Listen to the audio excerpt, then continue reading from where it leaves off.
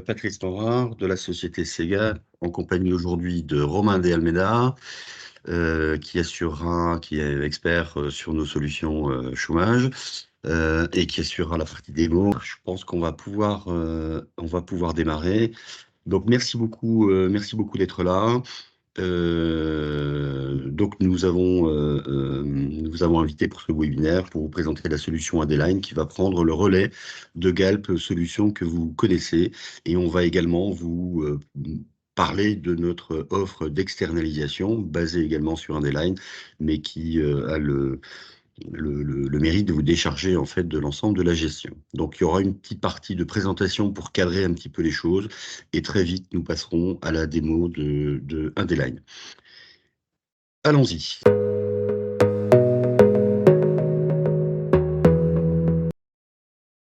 Alors, deux mots de présentation de Segap. Nous sommes positionnés depuis plus de 25 ans comme prestataire auprès du secteur public, et exclusivement du secteur public.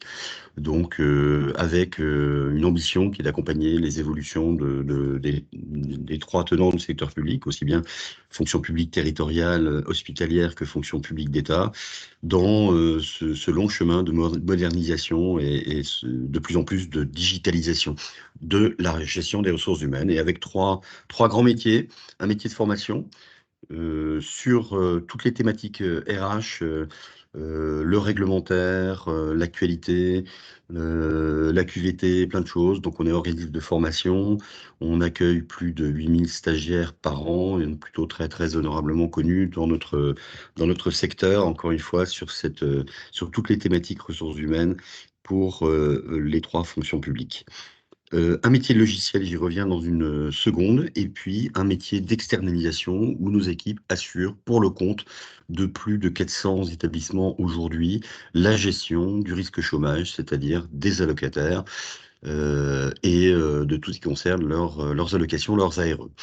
Et évidemment, cette gestion, elle est basée sur nos logiciels. Donc aujourd'hui, nous avons deux verticales de métiers dans la partie logicielle, une partie chômage avec Adeline et donc Galp. Euh, Plus de 400 clients sur ces deux solutions aujourd'hui. Et puis une thématique RHP dans la fonction publique d'État, sur un métier très particulier qu'on appelle communément la paie à façon, avec des solutions WinPay et WinPay plus RH Préliq qui prend le relais aujourd'hui sur la préliquidation de la paie, la préparation de la paie, et WinPay plus RH qui était un SIRH intégré gestion administrative et paie. Et donc, sur ce métier RHP, nous avons un petit peu moins de 300 clients aujourd'hui, encore une fois, dans la fonction publique d'État. Voilà, j'en dis pas plus, je pourrais répondre à d'autres questions, évidemment, concernant Segap, mais je pense que vous êtes impatient de voir la suite et de passer au concret. Donc, les trois logiciels, j'en ai parlé, Adeline, WinPay plus RH Prédic sur la préparation de la paie en mode PSOP, paie sans ordonnancement préalable, et puis le SIRH intégré, WinPay plus RH.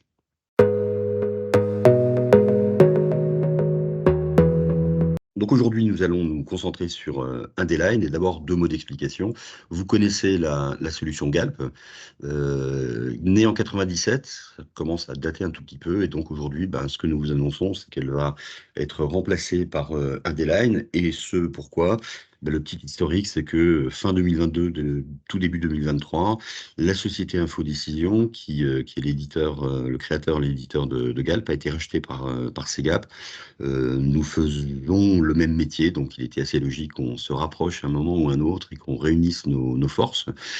Et bien évidemment, nous avons regardé les forces, les faiblesses, les avantages et inconvénients de nos solutions respectives, parce qu'on faisait le même métier, en réunissant les équipes, et on est parvenu à la conclusion que nous allions investir nos efforts sur la solution Adeline, et donc à un moment arrêter la solution Galp, donc en donnant suffisamment de temps aux clients pour se retourner, si je puis dire. Donc plus de 2 ans de prévenance, et en parallèle en implémentant dans Adeline toutes les bonnes choses qu'on avait trouvées dans Galp, notamment, je pense, en termes de cinématique ou autre, mais ça, Romain pourra vous en parlez. Alors, bien évidemment, il y a des motivations techniques derrière ces décisions, à commencer par le socle technique qui est derrière, qui est beaucoup plus moderne sur Underline qu'il ne l'est sur Galp. Encore un petit clic, Romain, si c'est possible. Voilà. Donc, je l'ai dit, nous avons fait évoluer Underline tout au long de l'année 2023 pour prendre les bonnes choses qui avaient été partagées entre Galp et Underline. Et nous avons, et ça concerne le métier plutôt d'externalisation, on vous en parlera tout à l'heure, fait une refonte technique de Infoloc, qui est notre solution qui permet aux allocataires d'avoir les informations concernant leur situation et de déposer chaque mois leur actualisation, qu'il y a eu ou non des événements. Et puis, ce qui nous attend en 2024, l'actualité que vous connaissez toutes et tous, c'est bien évidemment la nouvelle convention chômage qui a été repoussée de 6 mois pour permettre aux partenaires sociaux et au gouvernement, on va dire, de se mettre d'accord. Donc nous attendons un peu avec impatience de savoir de quoi elle sera constituée pour l'implémenter. Et là, c'est important, je le précise, nous allons implémenter cette nouvelle convention chômage aussi bien dans Underline que dans Galp. Donc quand on dit que nous allons arrêter la maintenance de Galp à fin 2025, ça veut dire que jusque-là, la solution va fonctionner et va intégrer évidemment les mises à jour réglementaires.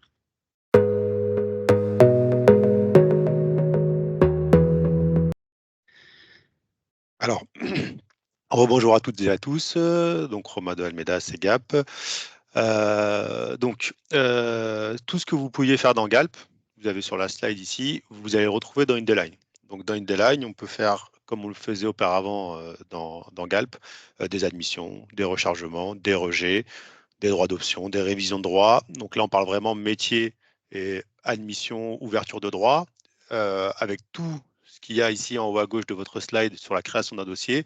Vous allez retrouver en bas à droite de cette même slide toutes les éditions de documents, l'équivalent d'un détail de dossier, des notifications personnalisées bien sûr, des exports de paye, des imprimés de liaison. Galp et Indeline sur ces fonctionnalités sont ISO. Et vous retrouverez aussi au niveau indemnisation et contrôle réglementaire d'une ouverture de droit ou de l'indemnisation.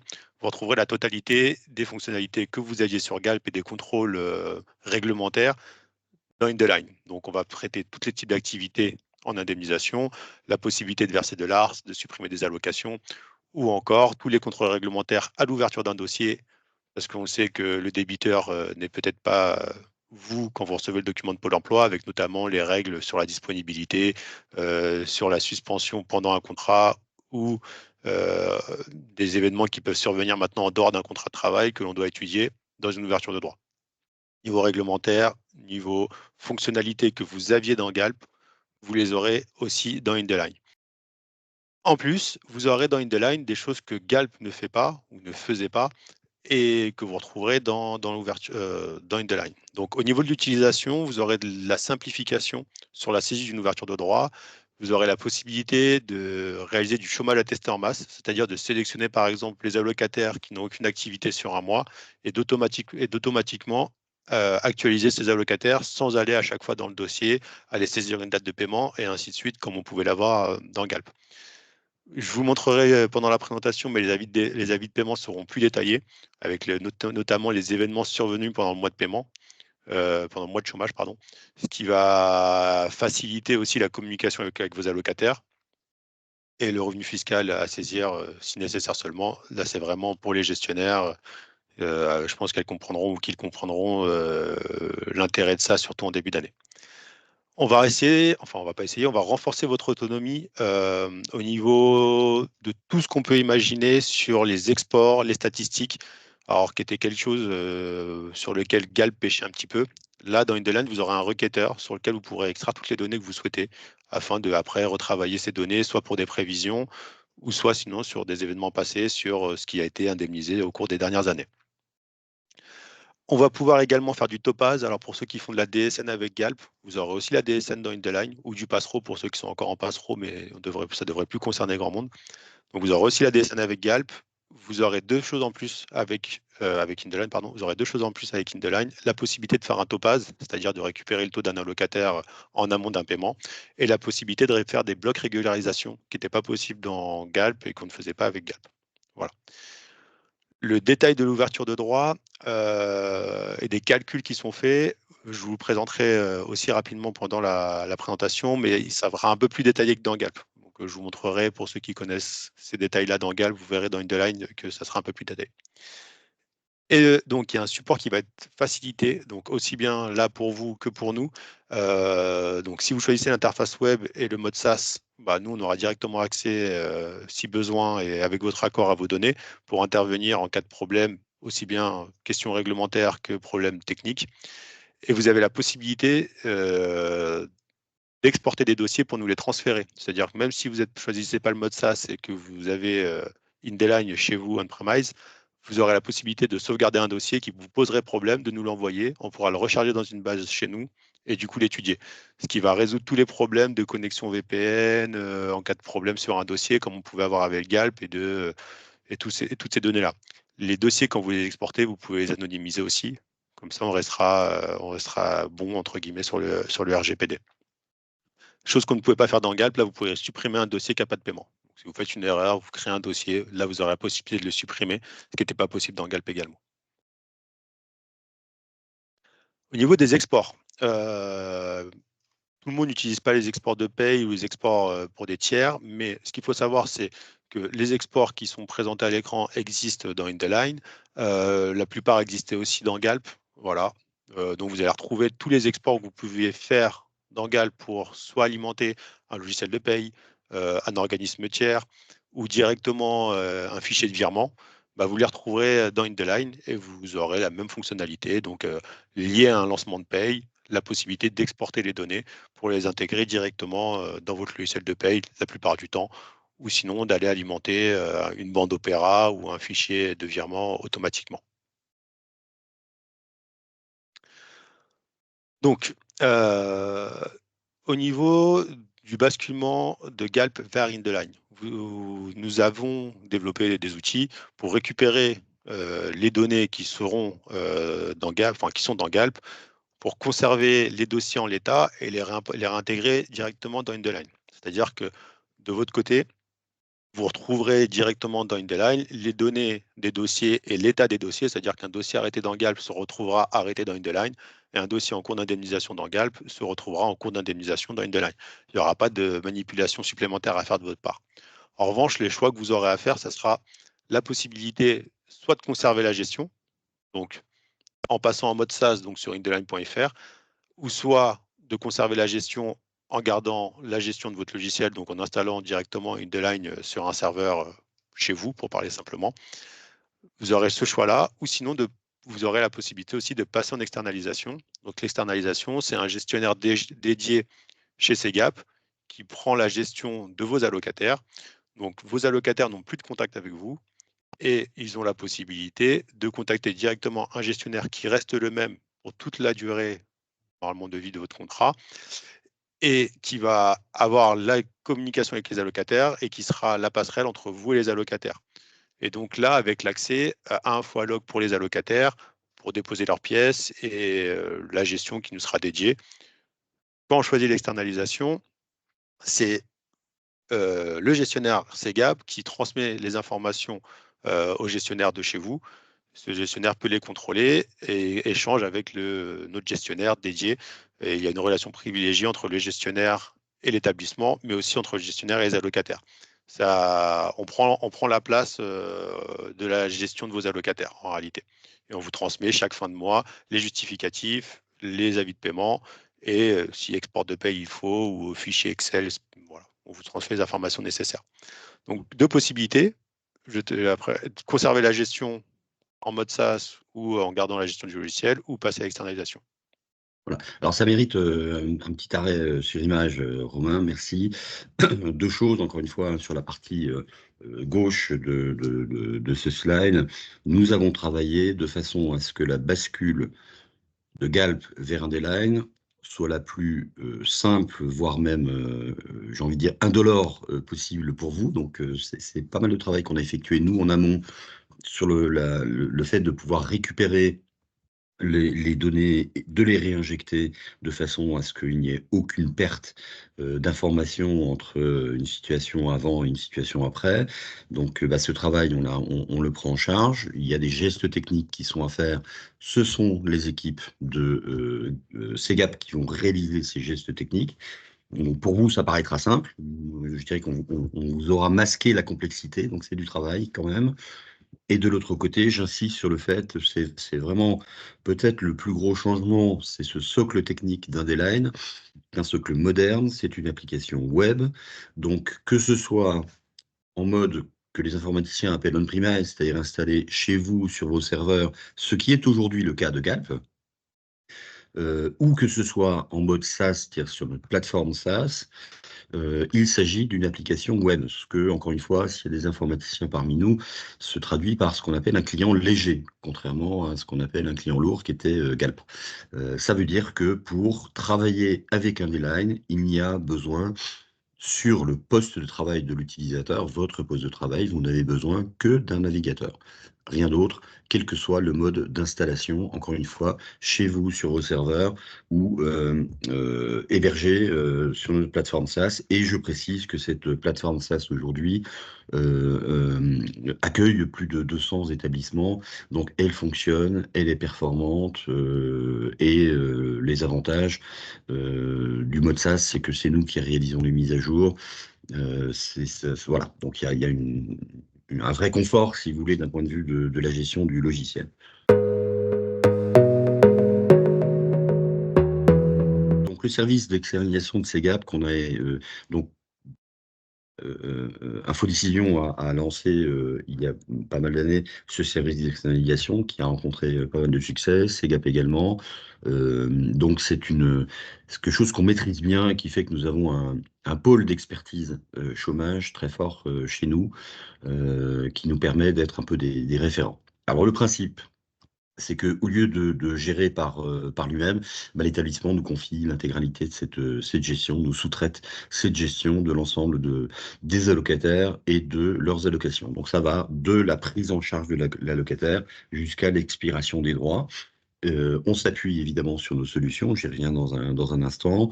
Euh, Cette externalisation, cette sous-traitance à SEGAP ne dépossède pas, évidemment, les gestionnaires et l'établissement de leur gestion, enfin de leur contrôle sur l'ensemble des dossiers. Donc, les gestionnaires ont accès à tout moment, en temps réel, aux dossiers. Simplement, les opérations courantes de gestion, eh bien, c'est l'équipe SEGAP qui les fait.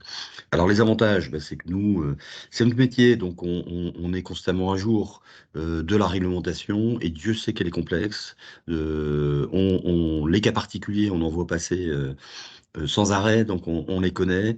Donc c'est facilité par rapport à, encore une fois, à une thématique qui est extrêmement complexe.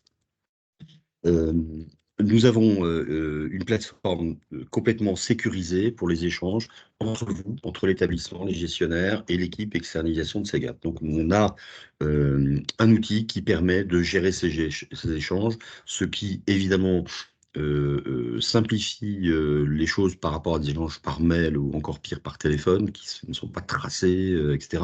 Là, tout est tracé, tout est historisé, vous avez accès à l'ensemble des échanges. Vous avez également accès à la solution Underline, donc c'est nous qui gérons sur notre plateforme hébergée l'ensemble de vos allocataires des ARE, mais vous y avez accès et ça vous permet de consulter les informations et voire même d'aller exporter des choses. Donc c'est un service qui combine, je dirais, à la fois le confort de ne pas avoir à gérer et l'intérêt d'avoir un œil complet sur toute la gestion qui est effectuée. Vous bénéficiez d'un reporting trimestriel. Romain a dit, vous avez un ou une gestionnaire dédié qui vous suit tout au long de la vie de vos allocataires et de notre relation, notre contrat. Et puis, pardon, et puis la solution InfoAlloc, qui là concerne vos allocataires, c'est une plateforme web que nous avons intégralement redéveloppé en 2024, en 2023 sur des technologies modernes. Donc plateforme web qui permet à tous les allocataires de se connecter en allant consulter d'une part l'état de leur dossier et de leurs informations et d'autre part en pouvant déposer chaque mois leur actualisation mensuelle.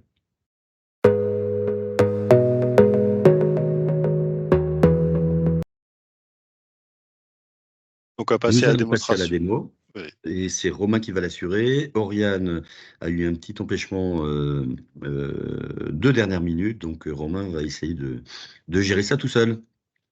C'est parti. Donc là, je suis connecté sur formation.indeline.fr. Bon, si c'était en mode SaaS, vous auriez directement indeline.fr. Ici, la base sur laquelle je vais me connecter, mes identifiants. Donc j'arrive sur la connexion d'Indeline et je lance cette connexion Indeline.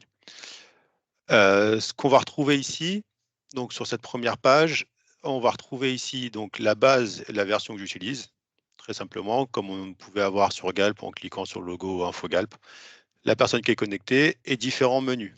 Donc les différents Alors, menus, ça pardon Romain, est-ce que tu as la possibilité d'agrandir un tout petit peu? ouais, comme Euh, ça. Alors je sais Ça pas ce que sera, ça va. voilà, c'est Alors déjà nettement mieux. je sais pas ce que ça va donner sur les autres pages par contre parce que j'ai grossi à la loupe, mais on va voir. On verra.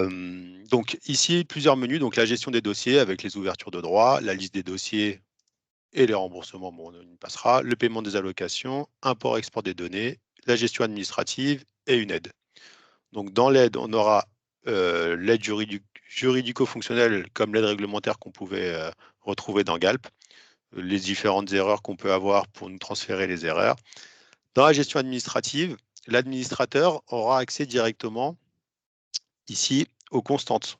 Donc les constantes, c'est le référentiel, c'est l'équivalent du référentiel dans Galp. Et donc on va retrouver les valeurs appliquées par rapport aux dates encore de mise en place. Le gestionnaire n'y a pas accès, donc pas de souci pour éventuellement des modifications, mais l'administrateur du logiciel chez vous pourrait y avoir accès. Pour ceux qui ont vécu la crise sanitaire, on a eu beaucoup de changements de constantes avec des envois répétés.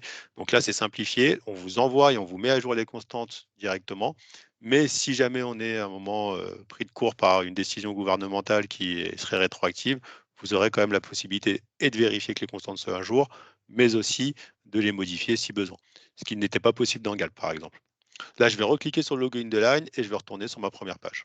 Sur cette première page, alors là, je suis sur une base formation, mais vous auriez aussi des statistiques qui apparaîtraient ici, moyenne des dossiers, évolution des dépenses, budget prévisionnel, et des informations qui apparaissent en bas de l'écran. Import-export de données, donc on pourrait exporter donc tous les modules d'export, un fichier de virement ou n'importe quel module d'export. Et on a aussi accès ici au requêteur. Les lancements de paye, donc ce qui va être l'équivalent du menu clôture virement dans Galp ou du menu les journaux de paiement qu'on pourra avoir ici. Et là, on va partir du coup sur la gestion des dossiers, l'ouverture de droit ou de rechargement et la liste des dossiers. Avant de créer un nouveau dossier et de vous montrer comment on crée un dossier et comment on l'indemnise, je vais d'abord vous montrer la liste des dossiers. Donc là, sur ma liste des dossiers, j'ai quelques dossiers qui sont ici. Hop, j'avais un filtre. Et donc, ça va ressembler à la liste des allocataires que vous avez dans Galp. Voilà. Là, vous avez toute la liste de vos dossiers avec l'état actif pour un dossier qui est en cours d'indemnisation, ouvert pour un dossier qui n'est pas encore validé. Et donc, même principe que dans Galp, on démarre son dossier, on le valide à un moment donné, et ensuite on ouvre le droit. Donc le droit, il est ouvert au moment de la validation du dossier. Donc, même principe, dans Galp, le dossier, il aurait été en constitution, là, il est ouvert, et il serait passé en indemnisation, et là, il passe en actif. Et au niveau des différents états, vous voyez qu'ici, je vais retrouver un dossier suspendu, par exemple, mais je pourrais aussi retrouver des dossiers en fin de droit, des dossiers arrêtés, comme là, suspendu, radié. Voilà. Tous les types d'états qui existent dans Galp, on peut les retrouver dans Indeline. Et ce que j'évoquais tout à l'heure, je pourrais très bien sélectionner plusieurs dossiers et lancer directement de l'indemnisation en masse pour ces allocataires-là.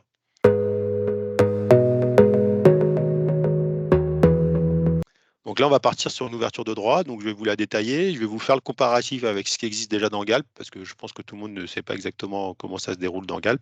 Donc là, j'ai cliqué sur le menu ouverture de droit ou rechargement. Donc dans Galp, quand on crée un nouveau dossier, on va retrouver la même cinématique que InDesign. On va créer de nouveaux dossiers. Et vous voyez que pour l'instant, je n'ai pas encore accès à la rubrique ici qui est emploi, juste à côté de coordonnées. Et je n'ai pas non plus accès à la rubrique salaire. Donc, même principe que dans Galp. Dans Galp, on va vous dérouler les éléments afin de débloquer au fur et à mesure les actions possibles pour continuer l'avancée du dossier. Ici, dans InDesign, même principe. Tant que je n'ai pas saisi mon onglet coordonnées, je ne peux pas avoir accès à la rubrique emploi. Et quand je serai dans la rubrique emploi, je n'aurai pas encore accès à la rubrique salaire parce que peut-être que je n'aurai pas à saisir les salaires si le dossier est rejeté ou si je ne suis pas le débiteur ou tout autre événement. Donc là, je vais choisir un numéro de dossier. Donc là, on peut choisir soit mettre un numéro, soit mettre le nom de la locataire. Je vais mettre le nom de la locataire. Voilà. Donc là, c'est au choix à votre convenance. Je choisis mon établissement. Donc là, j'ai qu'un établissement gestionnaire. S'il y a des hôpitaux qui sont connectés avec nous, il y en a. Par exemple, vous pourriez avoir établissement personnel médical, personnel non médical. Si on a des conseils départementaux, on pourrait avoir les assistants familiaux et le personnel. Vous choisissez autant d'établissements que vous voulez qui seront dédiés comme organisme gestionnaire de ce dossier chômage. Donc là, je vais choisir mon établissement et je vais insérer la date de demande de mon allocataire. Je vais le mettre au 1er janvier 2024. On va partir sur une fin de contrat au 31/12/2023. Je peux mettre le matricule de l'agent, donc le matricule de l'agent chez vous, qui va vous servir soit dans les recherches à retrouver votre agent, soit sinon dans les exports de paye à faire les recoupements entre votre logiciel de paye et l'export InDesign. Dans Galp, le matricule, ça correspondait au code libre. Donc, si on récupère vos données pour les réinjecter dans InDesign, on retrouvera le code libre, donc le matricule de votre agent, directement ici en matricule, ici. Donc, je vais mettre un matricule, je vais inventer un matricule, voilà. Donc, les gestionnaires qui va gérer le dossier, donc là, ça sera moi. Et je peux déterminer des groupes de gestion. Bon, on ne pouvait pas le faire aussi précisément dans Galp, donc là, c'est un plus InDesign. Je pourrais déterminer dans un même service différents groupes de gestion. À savoir si vous voulez scinder, par exemple, le groupe qui gère les personnels de la lettre A à la lettre D, et ainsi de suite. Alors, Voilà. Romain, j'en Oui, profite parce que je pense qu'il y a une petite question qui est précisément sur ce domaine-là.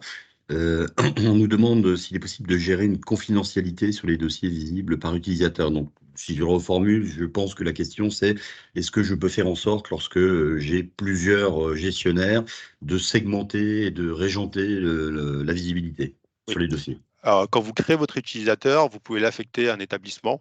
Et donc, il aura la visibilité que sur cet établissement-là. Et donc, il ne pourra pas consulter les dossiers de l'autre établissement. Et vous pourrez du coup faire des lancements de paye aussi indépendamment de chaque établissement. Voilà. Ok, Ou merci. Je le pense que ça gérer répond par à la question. établissement ou le gérer par groupe. Après, ce sera plus dans la mise en pratique. On vous expliquera les possibilités qu'offre la gestion par groupe ou par établissement. Mais oui, il y aura totalement la possibilité de le faire. Merci, Romain. Donc là, je vais créer Monsieur Rousseau. Donc là, c'est de la saisie comme je pouvais l'avoir ici dans Galp. Hop.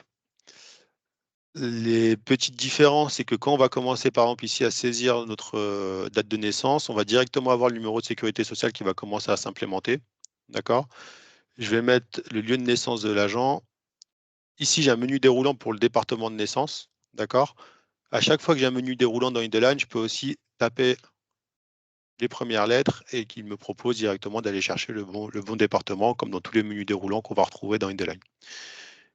Je vais mettre un numéro de sécurité sociale. Donc, il y a bien sûr les contrôles sur les numéros de sécurité sociale et la clé qui se génère automatiquement.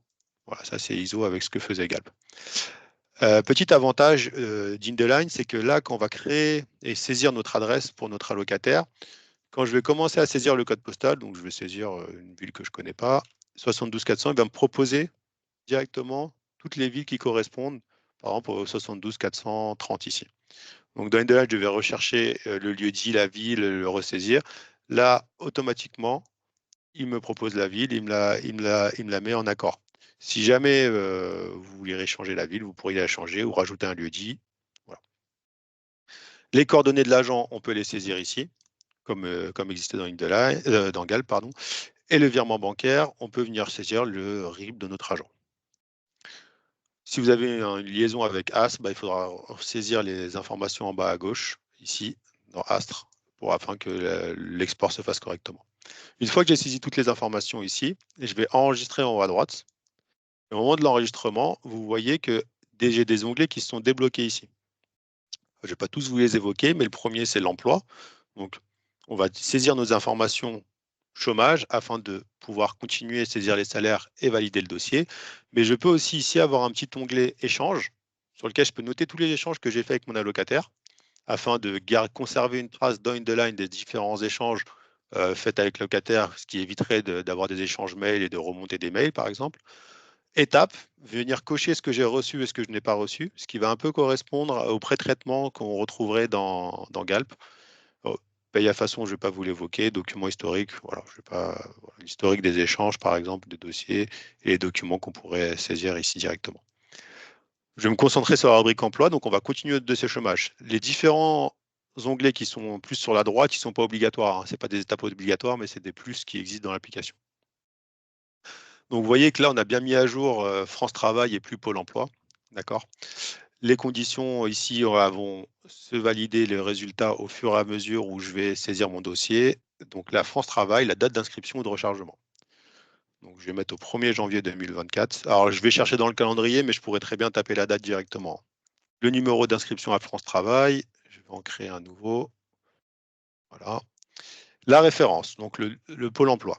Ici, deux possibilités, soit je choisis dans mon menu déroulant, soit je clique ici. Alors quand je choisis dans mon menu déroulant, de la même façon, je peux taper 92 et il va me chercher directement celui du 92. Mais je peux aussi cliquer sur la petite flèche, si je ne trouve pas mon pôle emploi, et aller ici, hop, pardon, créer mon pôle emploi. Donc le saisir, l'enregistrer et l'utiliser pour ce dossier-là. Donc je peux le faire au fil de l'eau, ou si l'adresse a changé, je peux venir modifier l'adresse, l'enregistrer et l'utiliser auquel cas. Donc là, je vais utiliser celui-là. Donc j'ai mon pôle emploi qui est rempli. Et enfin, j'arrive dans les informations qui vont concerner mon dossier chômage. D'accord, le dossier de mon allocataire, avec ici les informations sur le dernier emploi, les éventuelles informations complémentaires qui vont concerner des dossiers spécifiques, donc des dossiers tels que peut-être un maintien jusqu'à l'âge de la retraite, de l'Alsace-Moselle, des choses comme ça qu'on ne retrouvera pas dans tous les cas, mais bon, qui existent bien et qui sont des paramètres qui sont essentiels. En cas de rechargement de droit, l'application pour un rechargement de droit. Et en bas, je vais saisir la liste de mes emplois. Donc là, est regroupé sur la même page différents onglets que vous retrouviez auparavant sur Galp, avec les mêmes contrôles que vous aviez avant et les mêmes méthodes d'avancement que vous pouvez retrouver avec une fonction de déblocage au fur et à mesure des informations que l'on va saisir. Pour le dernier jour travaillé payé, je vais partir sur une fin de contrat au 31/12/2023 et je vais venir saisir en bas mes contrats. Alors pour saisir mes contrats, assez simple, ici, j'ajoute ici un contrat, je choisis mon employeur, je choisis le type de contrat, je vais dire que c'était un CDD, qu'il a démarré au 1er janvier 2023 et qui va jusqu'au 31/12/2023.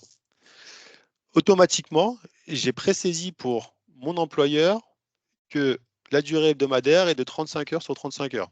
Donc, je vous montrerai après dans les utilitaires comment on saisit les employeurs, peut-être même les groupes utilisateurs si besoin, je pourrais repasser dessus. Par défaut, il est à 35 heures sur 35. Si c'est un mi-temps, je peux très bien mettre 17h50 ici et changer la valeur. Mais ça évite une saisie supplémentaire qui existait dans Galp, alors que peut-être que vos contrats sont la plupart du temps sur du 35 sur 35. D'accord ? Si mon agent a plusieurs contrats sur différents établissements ou dans mon établissement, j'ai juste à cliquer sur le petit plus qui est ici. Et je vais venir saisir un contrat, par exemple, je vais choisir Conforama en CDD et je vais mettre du 1er septembre 2022 ici. Alors, je vais saisir, juste pour vous montrer qu'on peut bien saisir la date, 30/11, bien sûr, je n'ai pas pris le début, 30/11/2022. De la même façon, Conforama, je l'ai enregistré comme étant un employeur utilisable. Et donc, automatiquement, je lui ai dit que la plupart du temps, quand je rencontrais Conforama, c'était du 35 sur 35. Je peux très bien venir lui dire qu'ici, en réalité, il était en 20 heures sur 35. Il me le prend en compte. D'accord. Si j'ai des congés payés ou des indemnités supralégales, je peux les saisir directement ici à la fin de ma ligne, ce qui m'évite encore un écran supplémentaire débloqué au fur et à mesure pour le point de départ de l'indemnisation dans Galp. Là, je saisis toutes mes informations. Ça fait les calculs nécessaires, c'est-à-dire que ça va reprendre sur les 180 derniers jours les éventuels différés à appliquer, 180 derniers jours liés à la dernière fin de contrat, et ça va les cumuler ici au niveau des ICCP et des indemnités supralégales. Et ça va différer le point de départ de l'indemnisation si différé il y a à appliquer. Dernière petite précision, dans Galp, sur le premier onglet, vous aviez une catégorie d'emploi ou de service. Ici, vous pourrez le choisir également. encore ISO à Galp que pour des fins statistiques. D'accord? Donc, il n'y aura pas d'interaction sur le dossier spécifique, mais dans le requêteur, vous pourrez savoir toutes les personnes qui viennent de la maternité ou toutes les personnes qui viennent du service technique, et ainsi de suite. Pour savoir, depuis 5 ans, 10 ans, vos chômeurs et vos allocataires proviennent de quel ou quel service ou de quelle catégorie d'emploi. Là, j'ai saisi toutes les informations, donc je n'ai pas encore accès à l'onglet salaire. Juste, je vais vous détailler le petit menu qui est sur la droite. Ici, je peux enregistrer. Bon, ce que je vais faire, je peux créer un employeur ou des employeurs que je rencontrerai pour la première fois.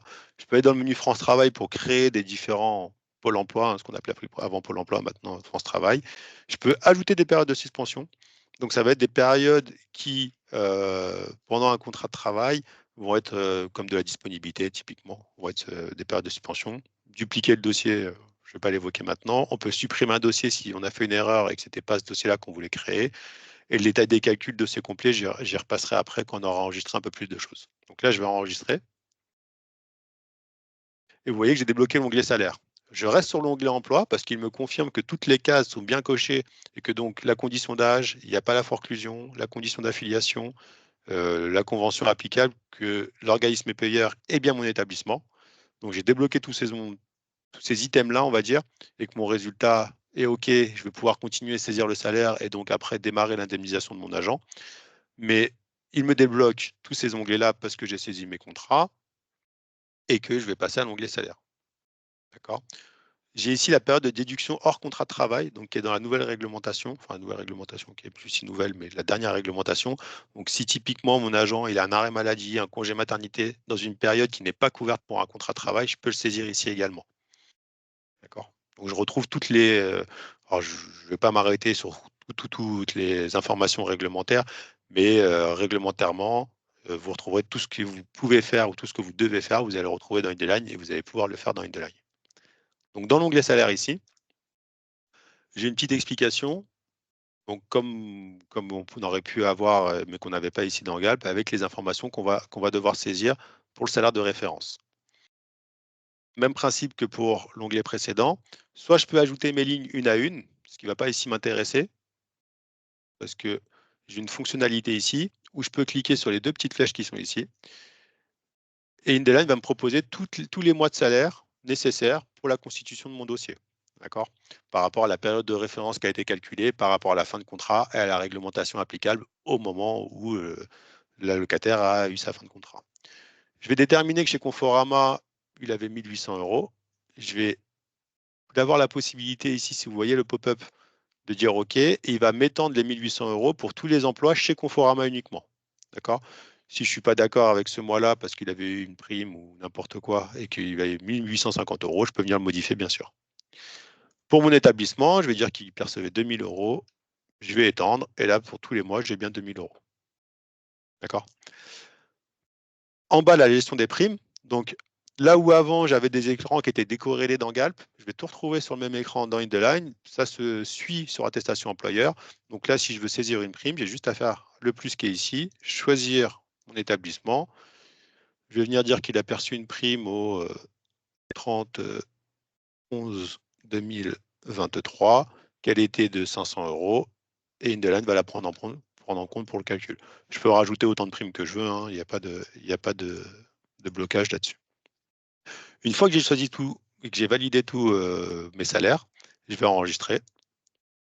Je propose de sélectionner une période d'exclusion. Ici, je n'en aurai pas, donc je vais faire 100 périodes d'exclusion. Je vais valider. Et mon onglet salaire, du coup, va être débloqué. Donc, je vais avoir accès ensuite à l'onglet pension et à l'onglet droit auquel je n'avais pas encore accès. Il me précise ici mon salaire de référence avec l'inclusion des primes. Mon coefficient réducteur qui a été calculé par rapport aux différentes quantités de travail hebdomadaires de mon agent sur les différents contrats qu'il a eus. Et ici, le montant de mon salaire journalier de référence. D'accord ? Je peux ici saisir des périodes de reconstitution. Si votre allocataire a été malade pendant une période qui est couverte par un contrat de travail, que sa rémunération a été anormale, il faut reconstituer la rémunération. Et comme on pouvait l'avoir dans Galp, ici, on pourrait reconstituer la rémunération par rapport à un emploi et par rapport à un type de reconstitution possible. D'accord ? Je ne vais pas vous le montrer ici, mais la possibilité existe. L'onglet pension, donc on peut saisir des pensions. Rien de particulier. Invalidité, avantage vieillesse, CNRACL, pension militaire. Et l'onglet droit. L'onglet droit, ça va être le récapitulatif de mon dossier. Là, mon dossier, il n'est pas encore validé. Ce qu'on vous dira dans InDesign, c'est qu'il n'est pas encore activé. Donc, avant de l'activer, j'ai la possibilité de faire deux choses. Consulter l'onglet droit pour voir donc, que toutes les conditions sont bien remplies, qu'il va ouvrir 366 jours. La date de début des droits, ça sera le 08-01-2024. Donc, il s'inscrit le 1er janvier. Il y a 7 jours de délai d'attente. Je n'ai pas saisi de congé payé ou d'indemnité supralégale. Donc, on démarre 7 jours après. Il me reprécise la période de référence, le coefficient réducteur, le montant du SJR et l'allocation en vigueur, c'est dans le cas où, entre le moment où il s'est inscrit et le moment où je vais traiter le dossier, ou plutôt entre sa période de référence et peut-être son inscription, il y aurait une revalorisation qui se serait appliquée. Bon, dans ce cas-là, j'en ai pas. Donc son ARE ici est de 36,63 €. Chose que je ne pouvais pas faire dans Galp. Ici, je peux aller dans le détail des calculs et aller par exemple voir le détail de, je ne sais pas, je vais prendre la durée des droits par exemple. Et j'ai déjà le détail de la durée des droits et comment ce calcul a été fait. Alors, peut-être qu'il ne parle pas à tout le monde, mais j'aurais bien ici comment les différents calculs qui sont faits, les moins 25% liés à la modulation et la durée de droit retenue, avant même de valider mon dossier. Dans Galp, je n'avais pas accès à aucune information de type détail de calcul en PDF avant la validation du dossier. Donc là, avant de valider le dossier, j'ai ce détail-là. J'ai aussi accès, par exemple, à la coordination, donc public, privé qui va l'indemniser. D'accord, donc même principe. Hein. J'ai 80 jours dans le privé chez Conforama, j'ai 365 jours dans le public dans mon établissement. On compare les deux, l'organisme payeur, c'est nous.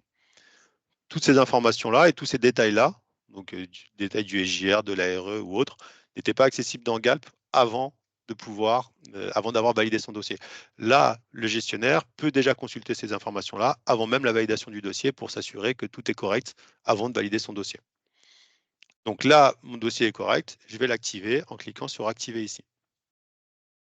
Et vous allez voir que on me demande la confirmation, donc je suis passé de l'état ouvert ici à l'état actif.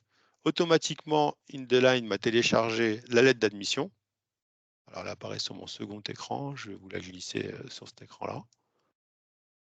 Donc les courriers que vous allez retrouver dans InDesign comportent les mêmes références réglementaires que dans Galp, et vous avez aussi la possibilité de charger vos propres informations, vos logos, en tête, pied de page, signataire, etc. D'accord ? Courrier en Word que vous pouvez du coup moduler à volonté, soit en amont, et donc le public postage se fera avec les modulations que vous aurez fait en amont, soit directement au moment où vous l'éditez, vous le sortez. Donc là, mon dossier est activé. Niveau sécurité, je ne peux plus modifier mes emplois et je ne peux plus modifier mes salaires. Ce qui veut dire que si j'ouvre un droit ici, j'ai ouvert un droit de 366 jours à 36,63 €, je commence à indemniser mon allocataire. Je n'ai pas un gestionnaire qui va pouvoir passer derrière et dire « Ah, j'ai oublié une prime, je la ressaisis et je modifie mon dossier ». Ça, c'est pas possible. Donc, même principe que dans Galp, la sécurité avant tout. On a validé un dossier avec un montant, un nombre de jours. Dans InDesign, c'est pareil. On a validé un dossier avec un montant, un nombre de jours. On ne le modifie pas en cours de vie du dossier. On peut le modifier, mais il y a des sécurités pour ça, pour ne pas modifier le droit de l'allocataire. Donc là, mon dossier il est bien actif. Et pour pouvoir commencer à l'indemniser, j'ai ici le menu actualisation. Donc, avant d'aller dans ce menu-là, je vous montre juste le dossier complet ici, qui va reprendre le détail du dossier de Galp, sur le même principe, avec les informations qui auraient été enregistrées dans le dossier. Je ne vais pas vous le détailler à 100%, mais donc ce qui a été saisi, ce qui a été calculé, qui est le payeur avec les éventuelles primes, les pensions si j'en avais saisi. Bon, les mouvements, ça va s'alimenter au fur et à mesure. Donc, à chaque fois que je vais faire un paiement, ce dossier complet va s'alimenter. Voilà. Donc, tout ce qui a pu être saisi ici va se retrouver dans le dossier complet, ce qu'on retrouvait à l'époque dans Galp, dans le détail du dossier. Donc, pour continuer ici, je vais pouvoir actualiser mon allocataire. Avant de l'actualiser, je peux le notifier, bien sûr, notification d'admission. Je peux toujours la ressortir. Il me la propose dès que j'active mon dossier, mais je peux la ressortir à tout moment. D'accord ? J'ai tout un tas de notifications, d'attestations, d'ARS, on peut imaginer de la formation professionnelle, on peut me réclamer des éléments sur les avis d'imposition, des éléments de carrière. Voilà. Il y a des documents que vous pouvez sortir automatiquement et générer via InDesign. Ici, je vais venir saisir donc, de l'actualisation. Et l'écran actualisation ici, vous allez retrouver tous les mois qui auraient été indemnisés sur la partie haute de l'écran, le mois que je souhaite indemniser ici, d'accord, les mouvements que je vais pouvoir associer et les activités réduites. Donc là, je vais enregistrer le mois de janvier juste pour vous montrer. Donc là, je n'ai pas de mouvement en janvier et je pourrais indemniser en totalité le mois de janvier. Avant même de lancer ma paye et mon paiement pour tous mes allocataires, pour cet allocataire-là précisément, je peux cliquer sur avis simulation de paye et aller faire une simulation pour janvier. Donc j'ai un avis de simulation qui sort, d'accord? Et donc là, si je ne mets aucun mouvement, je vais traiter de l'ARE du 8 janvier au 31 janvier pour une base sur 36,63 € par jour, 24 jours, et j'ai un décompte ici en bas à gauche des droits restants. D'accord? Ici, c'est une simulation, rien de particulier. Je vais revenir sur mon actualisation et je vais saisir ici un arrêt maladie, par exemple. Donc, je vais saisir ici une absence. J'aurais pu saisir des rappels, des oppositions, tout ce que vous voyez à l'écran. On retrouve tous les types d'actualisation que vous pouvez faire. Je vais saisir une absence du... Alors, vous voyez que je ne peux pas commencer avant le 7 parce qu'avant le 7, il n'est pas indemnisable. Donc, je vais mettre une absence du 21 au 24. Et en libellé, je peux écrire ce que je veux. Je vais écrire arrêt maladie. Je vais enregistrer cela. Et donc là, j'ai bien un mouvement qui est enregistré. Si je retourne voir mon avis simulation de paye, ce qui va être intéressant ici, et ce qui est un vrai plus par rapport à ce qu'on peut retrouver sur les avis de paiement Galp, c'est qu'ici, j'ai bien l'absence qui est notée et j'ai bien l'arrêt maladie qui est inséré ici, donc le petit libellé que j'ai pu saisir. Ce qui va vous permettre de communiquer auprès de vos allocataires ou de la personne qui va ressaisir en paye ce qui s'est réellement passé. Là où dans Galp, on retrouverait juste ce qui était indemnisé, dans Indeline, on va voir le détail de tout ce qui s'est passé période par période. Donc, j'ai 13 jours que j'indemnise en amont de son arrêt maladie, 4 jours ici que je n'indemnise pas lié à un arrêt maladie. Donc, l'allocataire, il a l'information si vous lui communiquez l'avis de paiement. Et ici, j'ai de nouveau 7 jours qui sont indemnisés. Je vais retourner dans mon actualisation. Si je juge que mon actualisation est correcte, et une fois que j'ai fait tous mes paiements pour le mois de janvier, je peux venir directement ici dans le paiement des allocations. Donc on imagine ici qu'on va lancer une paye, donc on va réaliser une clôture. On a saisi tous les éléments dans notre logiciel de paye où on est prêt à faire l'export d'Indeline pour insérer directement dans le logiciel de paye. Une fois qu'on aura fait cette manipulation-là, quand bien même on peut faire plusieurs lancements de paye dans le mois, dans la pratique, une fois qu'on aura fait ce lancement-là, normalement, les allocataires, sauf si vous avez plusieurs paiements dans le mois, devront attendre le mois suivant pour être indemnisés. Et on pourra les saisir de la même façon, mais devront attendre le mois suivant. Là, je vais faire un lancement de paye pour janvier 2024. Je vais lancer ma paye. On va me sortir ici au niveau PDF les avis de paiement. Donc, je retrouverai mon avis de paiement ici. Le même que de Rousseau-Romain, sauf que là, je ne suis plus en simulation, je suis bien en avis de paiement. Et donc, comme je vous l'ai précisé, j'ai bien le motif arrêt maladie. Je vais retourner sur le menu principal, liste des dossiers. Je vais retrouver mon dossier Rousseau, qui est là.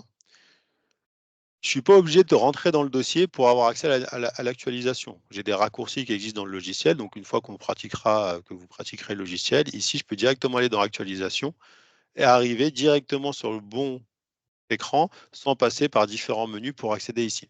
Là, je vois que ça a bien été payé. J'ai la coche qui est là, donc je ne peux plus intervenir sur ce mois-là. Je pourrais faire des rappels si j'ai fait une erreur sur ce mois-là. Mais là, ce que je vais vouloir saisir, c'est le mois de février. Donc, je vais enregistrer pour février. Et au mois de février, je vais venir lui saisir ici une activité réduite. Donc, je vais faire le petit plus qui est ici. Je vais dire qu'à la FNAC, alors j'ai tout un tas de types d'activités. Donc là, c'est des activités salariées que je vais saisir, mais j'aurais pu choisir une activité non salariée avec tous les types d'activités non salariées qui existent. D'accord. Alors, je ne vais pas vous faire une démonstration et une présentation complète de tout ce qui est possible dans le logiciel, mais il y a tous les types d'activités qui sont gérées, voire plus que ce qui existait dans Galp, parce que dans Galp, on ne gérait pas le paiement par avance et on ne gérait pas l'exploitant agricole. Donc ici, je vais venir saisir un salaire de 500 €, par exemple.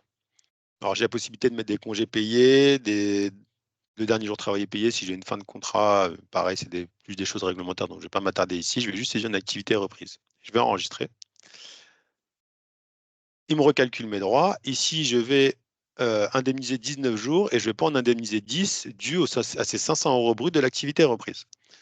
Chose que je n'avais pas dans Galp. Ici, je peux venir cliquer sur mon activité reprise, détail des calculs de l'activité reprise ici en haut à droite, et je vais avoir une explication du calcul qui est réalisé ce mois-ci pour pouvoir expliquer à mon allocataire pourquoi je l'indemnise seulement 19 jours. D'accord? Donc, c'est des exports qui existent, des PDF, soit pour vous en interne, peut-être donner une explication à un collègue, un responsable, un agent comptable, ou soit même que vous pouvez communiquer à l'agent. Si l'agent vous pose la question, bah, je ne comprends pas, j'ai travaillé que 4 jours, vous m'en enlevez 19, comment ça se fait? Bah là, c'est vraiment la rémunération brute qui est prise en compte et pas la durée d'emploi qui est prise en compte au niveau de l'activité reprise. Même chose, je peux aller simuler mon paiement. Voilà. Donc là, j'ai bien noté que c'est une activité reprise qui m'empêche d'être indemnisé, enfin qui empêche l'allocataire d'être indemnisé les 10 premiers jours du mois et que je l'indemnise bien en ARE les 19 jours suivants. Et on reprend le cycle, on indemnise tous nos allocataires et on va faire un lancement de paye à une fois qu'on a indemnisé tous nos allocataires. Donc j'ai plus de détails ici au niveau de la saisie de mes activités reprises dans InDesign comparativement à ce que je pouvais et ce qui existe encore actuellement dans Galp.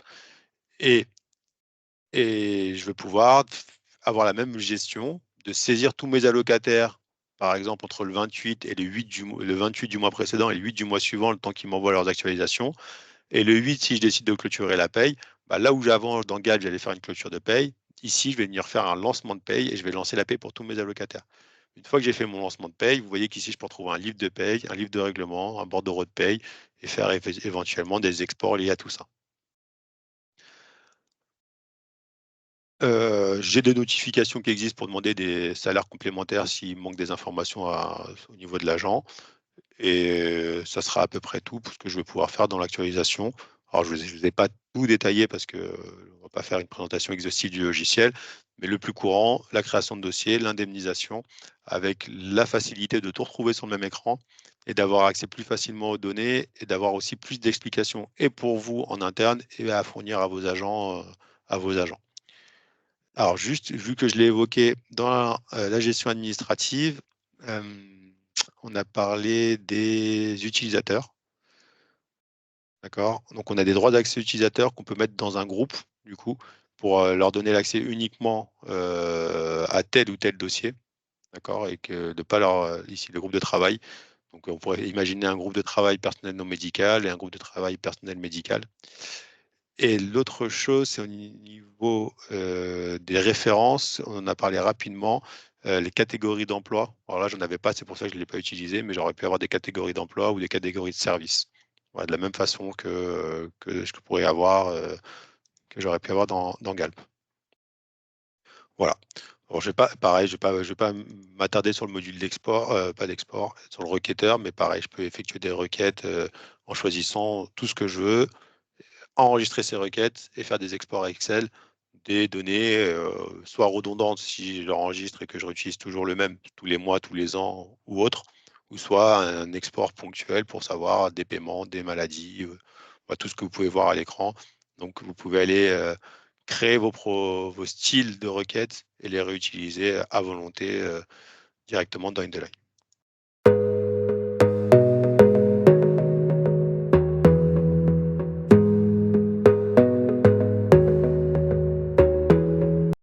Alors, hop, les exports Excel et Docs. Alors, compatible, il faudra trouver. Alors, si vous avez un logiciel libre, ils sortent sous format Excel. Donc, la plupart, c'est du CSV qui va sortir. Donc, après, ça sera à vous de le réutiliser selon, ou de créer la requête selon ce que vous désirez, ou ce que vous désirez avoir. Pardon.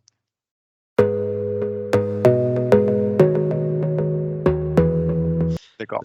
Pourra-t-on alimenter InDesign avec les signalements FCTU? Alors, non, c'est pas prévu encore. Alors, c'est pas prévu, en tout cas pas à ma connaissance. Pour l'instant, on peut pas le faire. Donc, les signalements FCTU pour la plupart des gens, c'est les fins de contrat, les fins de contrat. Donc, c'est une fois qu'on a signalé en DSN ou DSN événementiel une fin de contrat, pouvoir l'importer donc avec le même principe que la personne qui voulait le faire tout à l'heure via son logiciel de paye. C'est pas prévu. S'il y a un export, je ne sais pas si un export en format adéquat est possible de FCTU, c'est peut-être un développement qui peut être envisageable, mais à ma connaissance, pour l'instant, il n'y a pas d'export à ce niveau-là. Et du coup, pas rien de prévu de notre côté, en tout cas, à ce niveau-là. Alors, petite question de praticité. lorsqu'il y a énormément, on me dit, c'est même pas beaucoup, c'est énormément de missions d'intérim, est-ce qu'il y a, comme dans Galp, la possibilité de dupliquer lors de la création d'un dossier? Alors, dans Galp, c'est nouveau. Dans InDesign, on l'a pas encore, mais c'est quand même assez simplifié dans InDesign parce que en réalité, dans InDesign, alors attendez, je vais recréer un dossier. Je vais prendre un dossier. Alors, je vais prendre un dossier qui est ouvert. En réalité, dans InDesign, la différence entre Galp et InDesign, c'est que là, si votre intérim, typiquement là j'ai Manpower, est déjà existant, vous aurez juste à sélectionner Manpower, à mettre le date de début, date de fin, donc ce qu'on retrouve actuellement dans Galp, et automatiquement, les horaires hebdo seront pré-remplis, etc. La seule différence, c'est qu'il faudra à chaque fois aller rechercher Manpower.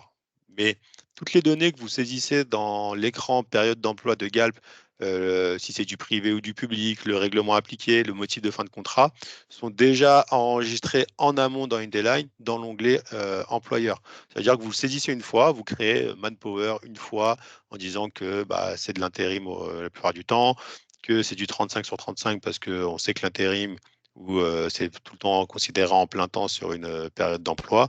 Et en réalité, vous aurez dans InDesign déjà cette possibilité-là, sans dupliquer, de ne saisir que le début et la fin de contrat, bah, chose qu'on ne peut pas, sur laquelle on ne peut pas couper. Point fort, par exemple, d'InDesign, c'est que si vous faites rien, automatiquement, il va considérer que la fin de contrat est une perte involontaire d'emploi. Je peux double-cliquer sur la ligne pour venir lui préciser que ici, ma fin de contrat, c'est une démission, par exemple. D'accord? Donc, c'est à nous de venir justifier que s'il y a une modification et que c'est une démission, c'est à nous de venir le saisir. Là où dans Galp, je suis systématiquement obligé de saisir le motif de fin de contrat. Dans InDesign, alors vous pouvez le faire aussi, mais par défaut, on peut choisir de dire bah, toutes mes fins de contrat, quand je saisis une fin de contrat, c'est une perte involontaire d'emploi. Et le jour où j'ai une démission, c'est moi qui vais venir saisir le fait que c'est une démission avec un motif non légitime. Donc, pas besoin de dupliquer dans InDesign parce que les données sont déjà enregistrées et vous avez à chaque fois uniquement le début et la fin de contrat à saisir et rien d'autre.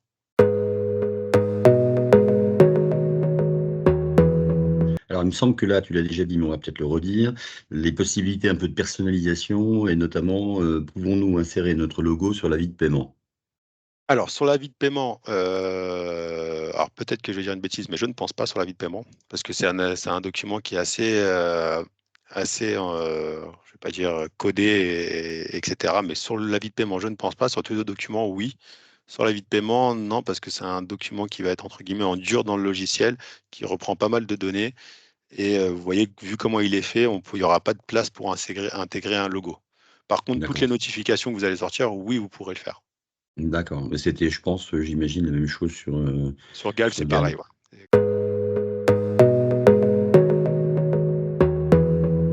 Euh, il n'y aura plus de clôture de paie à faire chaque mois. Alors, si, sauf qu'on ne va plus appeler ça une clôture de paye, mais ça va être un lancement de paye. Donc, chaque mois, vous allez venir dire bah, toutes les actualisations faites pour février 2024, je vais lancer le paiement et je vais figer ces informations-là. Là, vous voyez, j'ai des lancements de paye, j'en ai deux sur le même mois, comme j'aurais pu avoir deux dates de paiement dans Galp et deux clôtures de paye. Mais on va retrouver le même principe de lancement de paye et de validation de données. Là, si je reviens sur le lancement de paye que j'ai fait en janvier, si je reviens sur le dossier Rousseau, dans actualisation, vous voyez qu'ici c'est payé et je ne peux plus rien modifier en bas. J'ai plus le petit plus pour Ouais, modifier. On va retrouver le même principe que dans le lancement de paye. Le lancement de paye InDesign égale clôture de paye dans Galp. d'accord.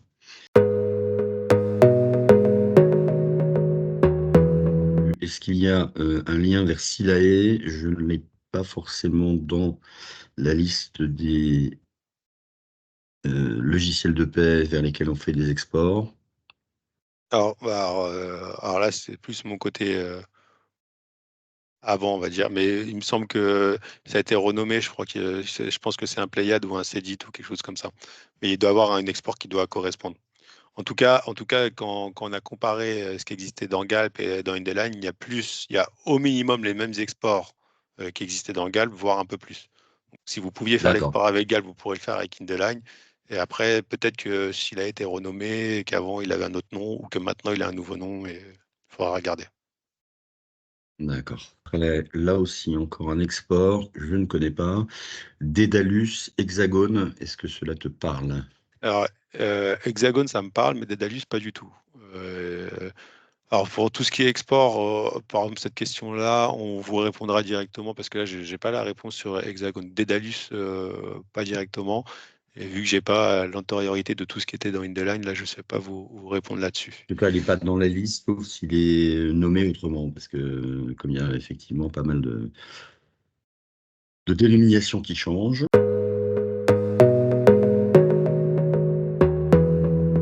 Alors, il y a Je pas vais vous mal de montrer un questions peu, qui du coup, il y a quelqu'un qui pose la question sur la trésorerie et les justificatifs. Je vais vous montrer cela du coup. Donc dans paiement des allocations ici, dans le menu paiement des allocations, vous avez le livre de paye par exemple. Alors ça dépend ce que vous voulez utiliser, hein. Là, je vais prendre le livre de paye de janvier. Et là, directement, je retrouve ce que je pouvais avoir dans le GAP dans le journal des paiements. Donc avec mes différents allocataires indemnisés, le montant brut, le montant net et éventuellement ce qui a été calculé pour le mois sur l'allocataire. Donc vous voyez, il y a beaucoup plus de détails ici, parce que là j'ai des détails des activités reprises, de l'ARE, des absences sur une période donnée. Alors là, c'est un dossier que j'avais saisi auparavant, Rossignol, mais si je reprends mon dossier Rousseau, j'ai des détails ici sur le livre de paye. Alors, je peux choisir par établissement pour tous les établissements. Ça veut dire que si vous avez personnel médical, personnel non médical, assistante familiale, personnel, bah, vous allez pouvoir faire le détail du livre de paye par établissement. Après, je ne sais pas ce que vous sortez généralement pour vos agents comptables. Ça peut être le détail du dossier. Si je retourne sur le dossier Rousseau, typiquement, ici, si je reviens prendre le dossier complet, ce que je vous disais tout à l'heure, c'est qu'il s'est alimenté au fur et à mesure. Et ici, je vais retrouver ce qui a été mouvementé pour cet agent au mois de janvier et ici au mois de février.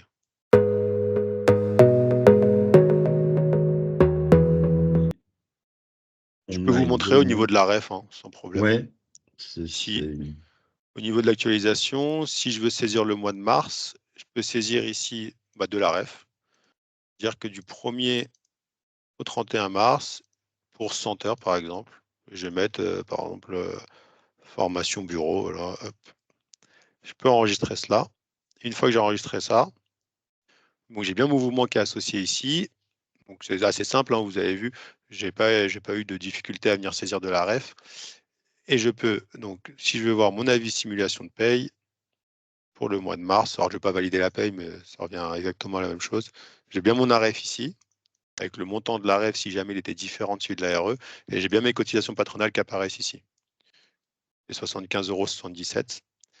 Et j'aurais même pu avoir ici, bah, si j'avais d'autres cotisations, CSG, CRDS, alors pas au niveau de l'AREF, hein, mais au niveau de la RE, j'aurais pu avoir mes cotisations qui apparaîtraient ici au niveau CSG, CRDS. d'accord.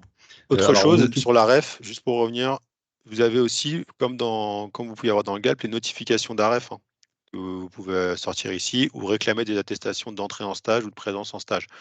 Il y a vraiment eu un travail de fait entre ce qui existait dans GALP, ce qui existait dans InDesign, et là où il y avait des écarts qui nous semblaient un peu trop loin, bah, on a vraiment gardé le meilleur. Alors dans InDesign, parce que la technologie était plus déjà agréable à naviguer, plus actuelle et niveau maintenance bien mieux.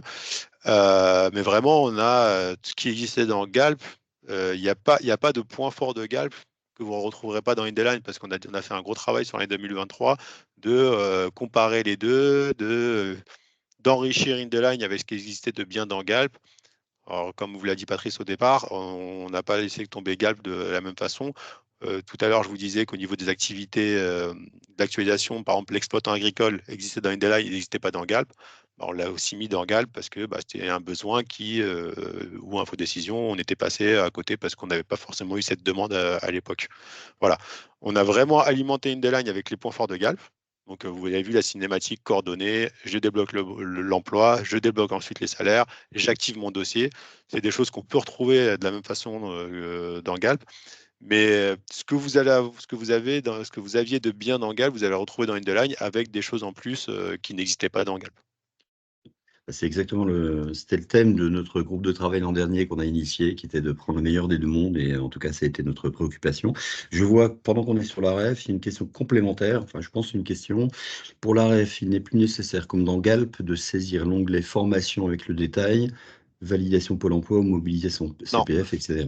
Non, alors il est plus nécessaire parce que ce n'était pas le fonctionnement InDesign et c'est exactement ce qu'on était en train de dire. Quand on s'est mis d'accord sur lequel le garder, on s'est rendu compte que dans Galp, beaucoup passaient à côté de la formation parce qu'ils n'avaient pas cette notion d'aller saisir la formation euh, avant que l'allocataire soit en formation pour pouvoir utiliser l'événement formation.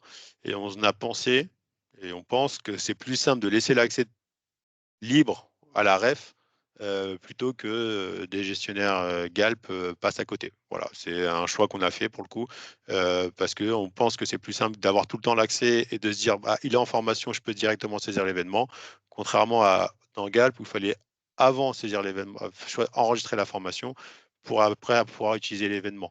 On se rendait compte que des personnes qui n'étaient pas assez formées dans Galp ou quand il y avait des rotations d'effectifs en interne chez nos clients, ils passaient à côté des événements formation à cause de cela. Ils ne savaient pas comment l'utiliser.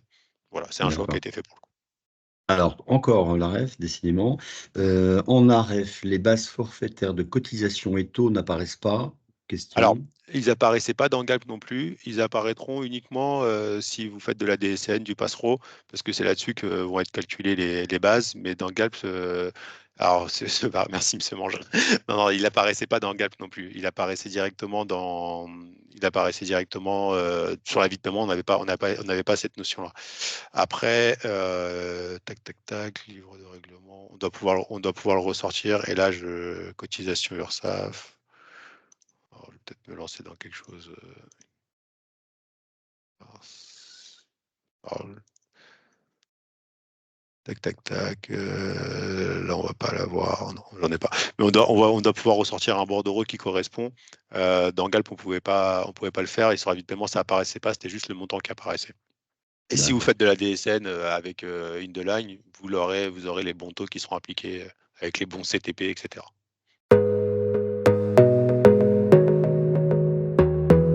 D'accord. Alors, il y a une question intéressante. On est passé un petit peu vite et donc ça vaut le coup de revenir dessus.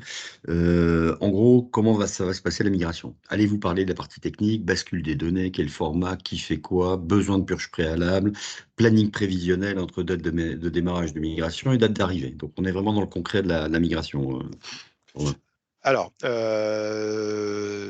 besoin de purge préalable, pas spécifiquement. Il faut juste savoir que les données que vous aurez dans Galp, vous allez les retrouver dans InDesign.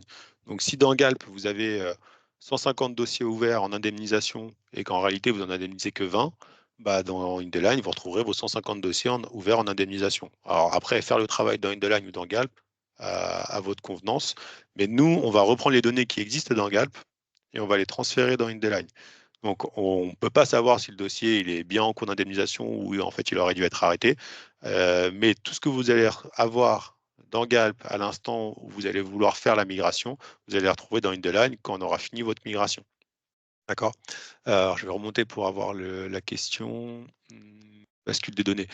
Quel format? Donc, c'est nous qui nous occupons de la bascule des données. Donc, le format, nous, on exporte votre base de données pour l'intégrer dans InDesign, mais ça, c'est avec des outils internes. Donc, il n'y a pas forcément nécessité de vous expliquer le format qu'on utilise ou les formats qu'on utilise. Et c'est nous qui nous occupons de cette bascule-là.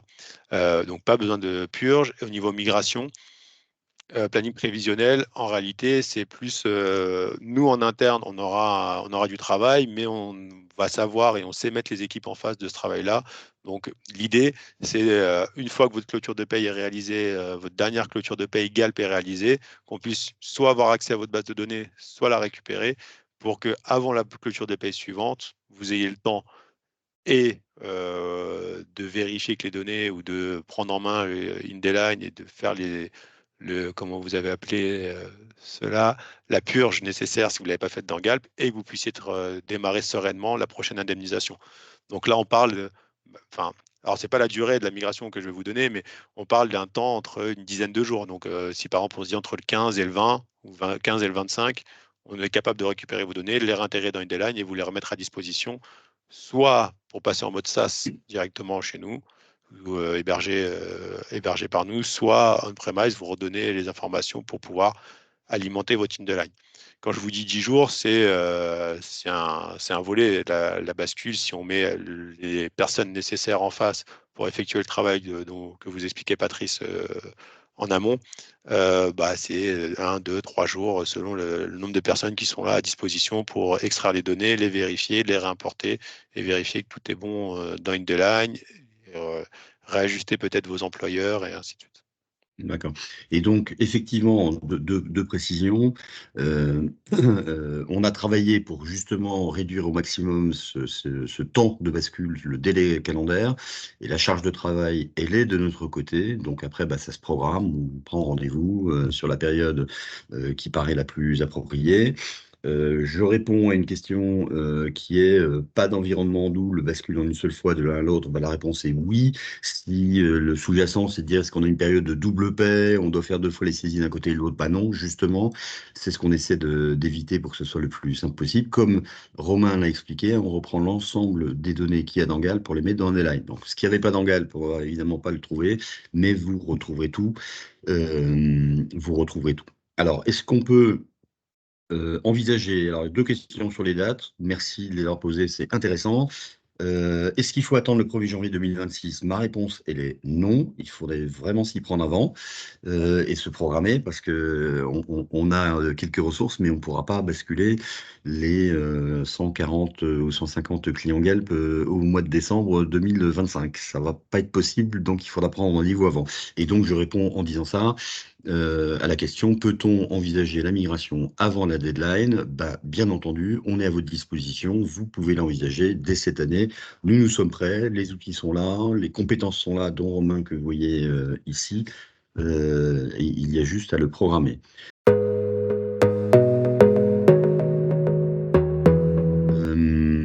Alors, une autre question. Dans le cadre de la conservation de la gestion, pouvez-vous préciser si un deadline sera déployé sous forme de licence? Un gestionnaire, une licence payante, ce sera sous la forme d'un abonnement annuel. Alors, ça, c'est une bonne question. D'abord, le modèle de tarification, parce qu'on va parler là de tarifs, tout simplement, de Underline, comme Galp, est d'abord basé sur le nombre de dossiers gérés. Donc, ce qui est important, c'est un peu votre stock, ou vos flux, en tout cas, votre périmètre de gestion en termes d'allocataires. C'est ça qui nous paraît le plus pertinent et non pas combien de personnes s'occupent des allocataires. Donc, il n'y a pas de contrainte ou de limite au nombre de gestionnaires qui sont inscrits. C'est pas le mode de licence. Ça, c'est la première chose. La deuxième chose, c'est que Underline, effectivement, a historiquement un modèle de licence et de maintenance. Nous nous sommes calés pour les clients Galp sur le fait de suivre un modèle qui avait été celui pratiqué par la société Infodécision, donc sous forme d'une souscription, c'est-à-dire qu'un montant constant qui inclut à la fois la licence et la maintenance, ou on peut appeler ça un abonnement. Donc il n'y aura pas de révolution et notamment pour la bascule de Galp vers Underline, il n'y aura pas une marche d'escalier dissuasive de licence à payer au départ. On passera d'un abonnement à l'autre.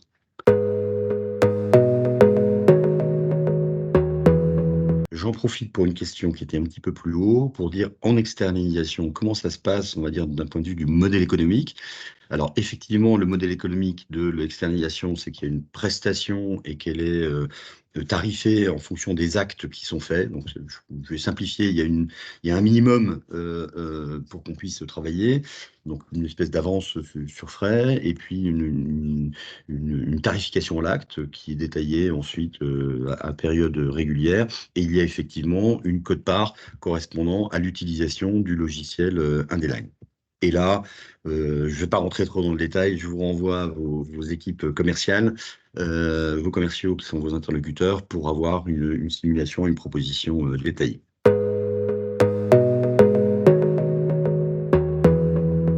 Oui, merci Romain. Donc, vous avez là à l'écran l'affichage des 2 commerciaux qui sont en face de vous. Donc, vous avez Céline Gauchot qui s'occupe, pour faire simple, d'une moitié est de la France. Vous voyez la carte qui se dessine. Vous avez toutes ses coordonnées, son téléphone et son adresse email. Et pour l'autre moitié de la France, la moitié ouest, Olivier Vallier. Donc, l'une et l'autre sont parfaitement compétents et informés, à la fois pour vous parler de la bascule de Galp vers Indeline et, le cas échéant, pour vous présenter le service d'externalisation, si c'est le choix que vous faites, ou en tout cas vous en parlez un petit peu plus en détail qu'on a pu le faire aujourd'hui. Vous comprenez donc bien, je le répète, que vous avez, partant de Galp, à la fois la possibilité de remplacer Galp par un D-Line, suivant des modalités de bascule finalement assez simples pour vous, donc on vous a exposé. Je dirais presque l'étape principale, c'est celle de la prise de rendez-vous et du positionnement dans le calendrier. Et je vous invite à prendre date le plus vite possible, de façon à avoir le choix des périodes, hein. Encore une fois, on a une équipe, une fois qu'on a rempli le mois d'avril, ben, on passe au mois de mai, etc. Donc, première possibilité, bascule sur un D-Line avec le choix de l'avoir chez vous ou de basculer en SaaS. Et ça, c'est nouveau par rapport à Galp où il n'y avait pas vraiment cette possibilité. Et puis, l'autre choix, bah, c'est celui de basculer en externalisation, le service dont l'avantage est de vous affranchir de la complexité et réglementaire et autres liées à la gestion de cette notion du chômage dont vous connaissez la complexité.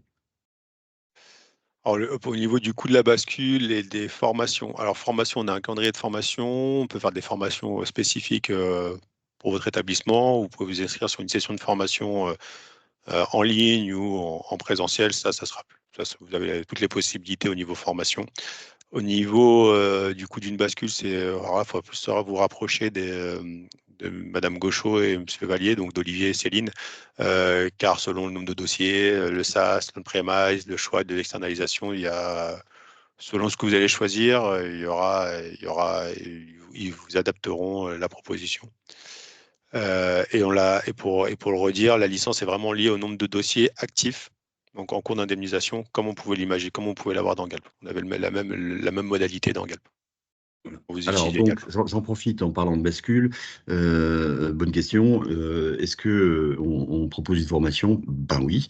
Et c'est plutôt en amont de la bascule, et on essaie de caler ça dans le temps. C'est pour ça que je reviens à cette notion de planning qui est importante. On cale la formation au plus près de la bascule, parce qu'on sait tous que quand on est formé à quelque chose et qu'on attend 6 mois, ben, on a un peu tout oublié.